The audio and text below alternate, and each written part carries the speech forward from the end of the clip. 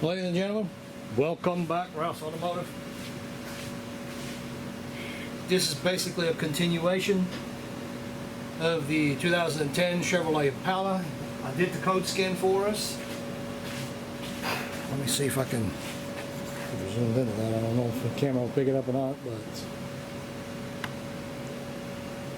I actually don't even want to walk over there. But anyway, P0171, P0496, system flow during non-purge, and I'm not going to worry about the other one because we're not going to mess with the other one right now. It may be a third video, don't know yet. Real quick and dirty. Get you zoomed back out. All right then. Okay. So a lot of times on these Chevrolets, it's this Purge Solenoid right here. Of course, they're not all in the same location, but they all do the same thing. A quick and dirty for one of these here to check. This one's got our fuel trims going high, so system is running a little lean. So essentially, we're adding fuel. The P0171, of course, that is a code that can be caused by vacuum leaks, a bad mass airflow, and some other items, but I'm not going to go in through all that. The fact that I did have an evap code along with it is going to want to make me check the evap system. I don't care, it's a real quick check, take you all along. Not going to get into it too deep. The first real quick test that we can do is we can unplug the power. Oh God! And then we can unplug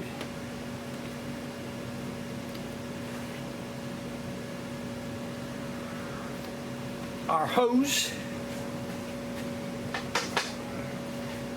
And what I'm going to do is put a vacuum gauge on it. That vacuum gauge is just at 0. These solenoids are normally shut, and they are controlled by the PCM to open and then close again, of course. So in other words, there should be no vacuum with the sensor unplugged, because it's going to try to do its purge cycle or its test cycle when you turn the vehicle on. But with the sensor, with the solenoid unplugged, there should be no vacuum whatsoever.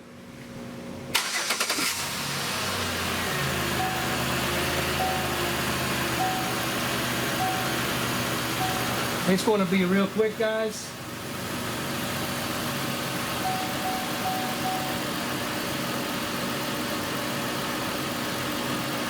Like I said, with that sucker unplugged, we shouldn't have any kind of vacuum at all. We've got vacuum leak right there, so long story short, we are going to replace the sensor. However, I also am going to rip the boot off of here, not rip it off, but take the boot loose, and we are going to smoke the intake. The reason I'm doing it is just show you guys how to smoke if there is a leak, how it will show up. I do apologize, I forgot something. That's kind of actually rather important. The fact that we've already looked at scan data the other day, our fuel trims are in fact high, meaning that the computer is trying to compensate by adding fuel. I have already checked the mass airflow. and I believe that the data that I got out of it, it seems to be good data. So with other words, I don't think that the mass airflow is skewed. So unmetered air, meaning anything that bypasses our mass airflow, as in leaks on the intake and all that good stuff, ripping the boot, any of that kind of stuff can add air into the engine, and then the oxygen sensor detects that there is a extra amount of air, I'm going to say, and it will add fuel to compensate for that. So I got my smoke machine hooked up, got it running into the intake.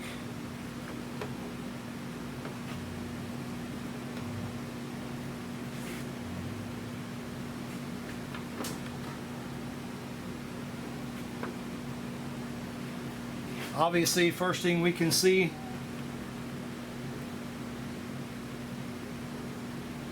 our solenoid over here, or whatever, yeah, solenoid. It's obviously got smoke coming out of it. Go ahead and turn that off for just a second. I'm gonna go ahead and cap that off. Okay, put the cap on it. Okay, so turn my smoke machine on. I capped this solenoid off.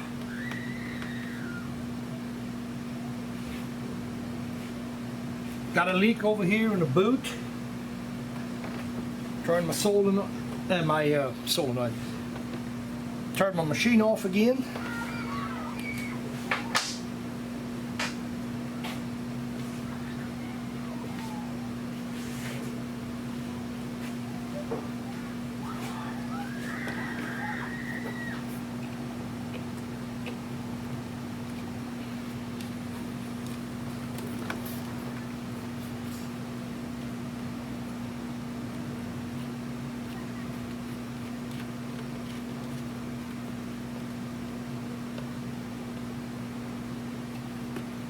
Okay, so turn my smoke machine back on.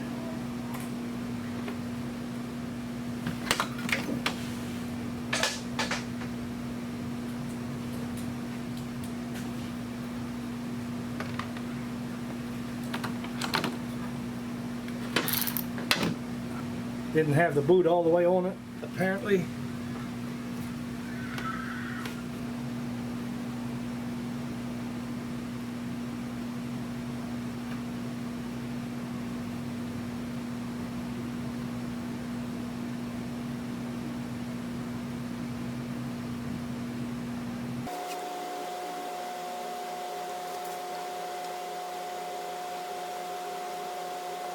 And to be honest, I do not see any other traces of smoke. Now I wanted to check real quick, not a big deal. Quick's over with, so moving on. Put the new one on, put the vacuum gauge back on. Engine is running.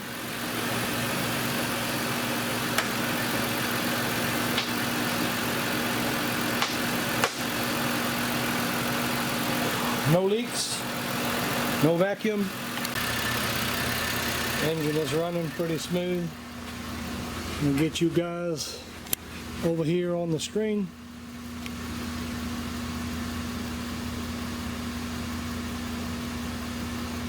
Fuel trims, it's looking okay, 3.9.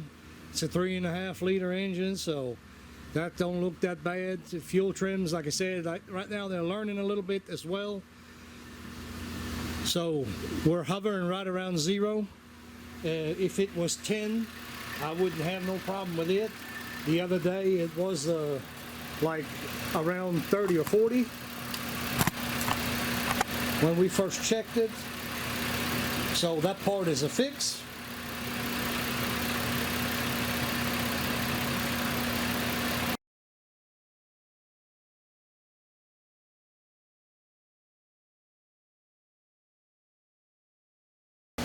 Okay, I got the vehicle up here on the rack.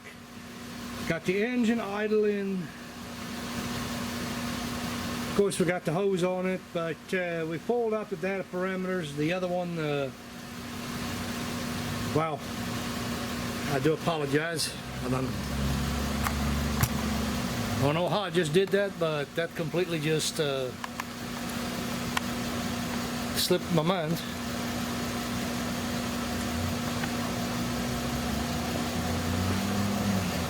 Let me go back, show you. Okay, the evap code's obviously gone because the fuel trims and everything is fixed. What remains is the 523 engine oil pressure, sensor circuit, high voltage.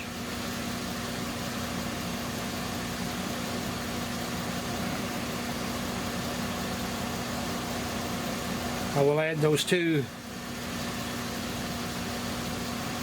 or 3 in the video, maybe in the description, don't know.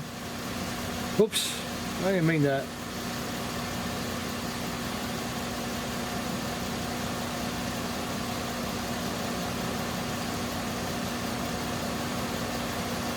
Go back to the engine data here.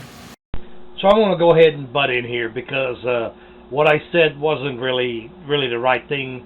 As you can see, the engine oil pressure is 129 something there on the screen. Regardless of that, what you can do here is simply unplug the plug from the oil pressure sending unit. Sorry about that.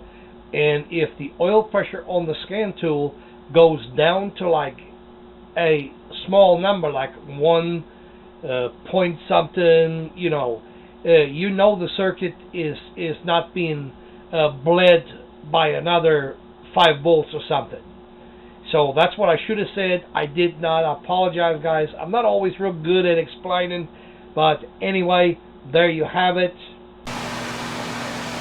So, oil pressure sensor, you'll have to take the plastic off the front, and no, I did not break it. It's already broke. That's why I left it dangling.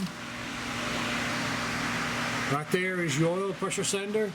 FYI, that plug here is full of oil.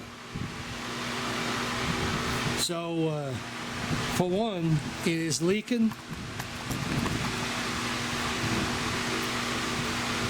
Try to get this in the shot for you. Just for some reason I got a hard time operating the camera. How am I going to do that? I guess, let me get you back a little bit. I don't know. I have a hard time with this camera trying to get the shots that I want to give you. Yeah, we can see all that. So put that in here, put the old meter in here. I guess while we're at it, we ought to check the amperage draw on the coolant line. Nah, just kidding. Nah, I can't hang it like that. I was going to hang it up like that, but you won't be able to see the screen. See if we can get the wire here.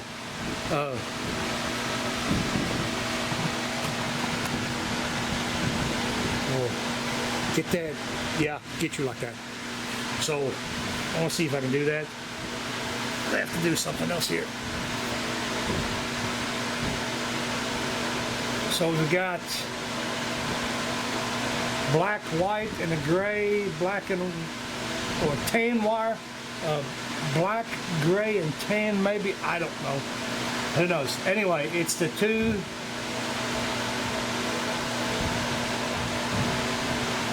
side by sides. That's the reference voltage on that thing, I think. Okay, 504. Hope the camera picks it up. So, reference voltage is good. And the other one is simply a feedback.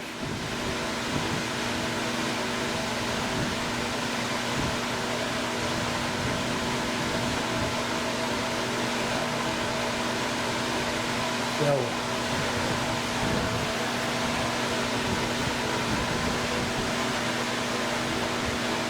like 19 millivolts. There is no bleed into the wire itself.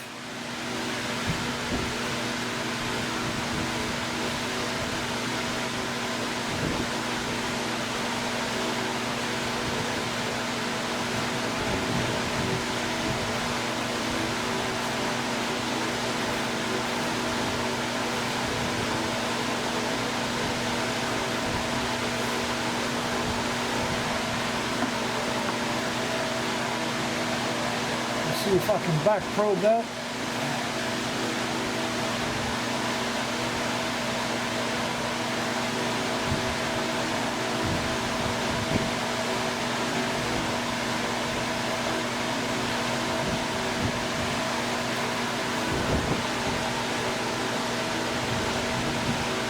And by the way, I'm not going to pan the camera over right now, but of course our scan tool data right now is 0.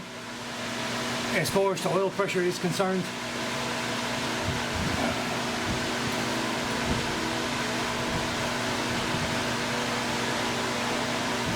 I don't know if I'm going to be able to plug that in. I will try.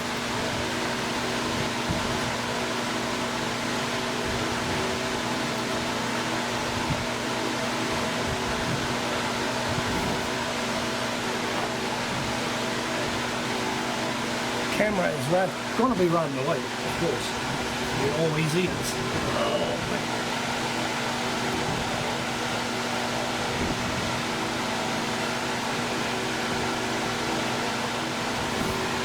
I should have done this up top. It'd be easier to get into the harness wires, I think.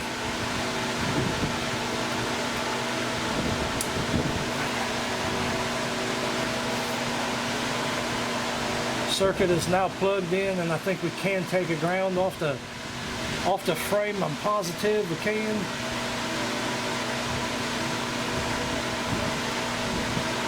Oh man.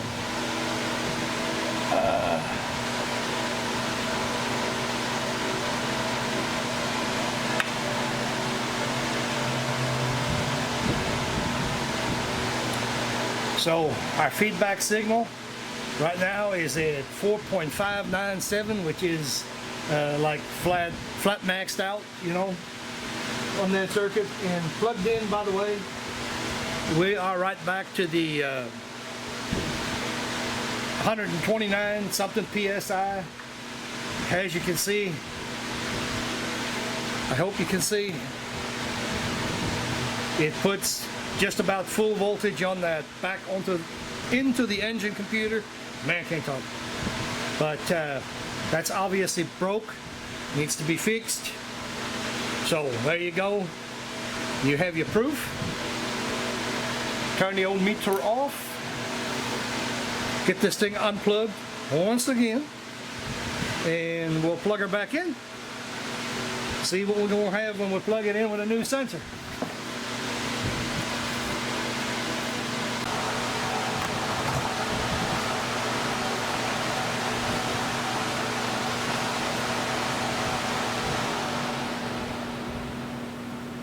Sorry about that, turn that big fan off. I'll have to yell like an idiot. Easiest way that I found over the years is go past all your hoses.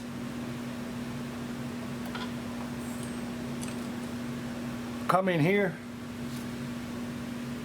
a swivel, and it will lead you right up on the oil pressure switch, 27 mil, and some a-hole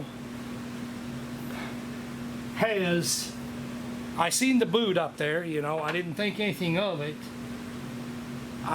Some a-hole put starter on this thing and didn't put the boot back over the main wire. They had it just tucked up there. All they did is put it on the small wire. Forgot the big wire, and I accidentally arced out on the socket on that stud while ago. That kind of stuff right there, that just makes me mad, you know. If you see it's not right, take 5 seconds and fix it. Man, that don't that burns me. It really does, because now I got a nick in my socket, and that ain't on my account, that's on somebody else's account. That kind of ticks me, as you can probably tell. I'm gonna go ahead and take that positive wire off of there. I'm gonna get that fixed. I'm gonna slip it back on so we can cover that stud. Since I'm gonna have my back against the camera, let's go ahead and pause the camera. It's 13 mil, just grab me a 13 mil real quick and zip her off of there. So, there you go. We've installed the new oil pressure switch.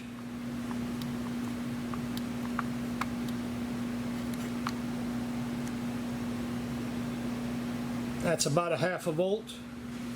That's what that system is probably supposed to be, best that I can recall. The oil pressure sensor data from the scan tool, prove it to you. I know you probably believe me, but I'll show it to you.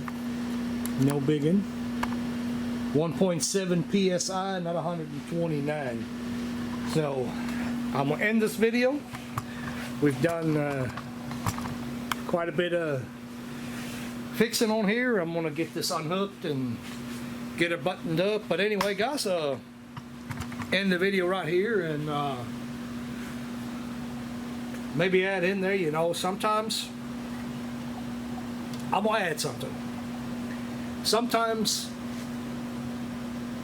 you know, when you look on YouTube, there's two kinds of videos out there. You know, sometimes you see videos where people, they get a code and they change a part and they hit mark and they make a video.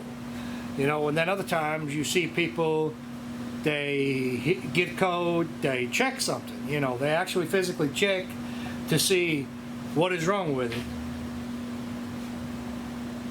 Even in a shop, now this may be a 50-50, you know, there's some people that are not going to agree with that, some people may agree with that, you know. In a shop, it's a 50-50. Sometimes we can't really sell a full diagnostic, but when you're getting used to,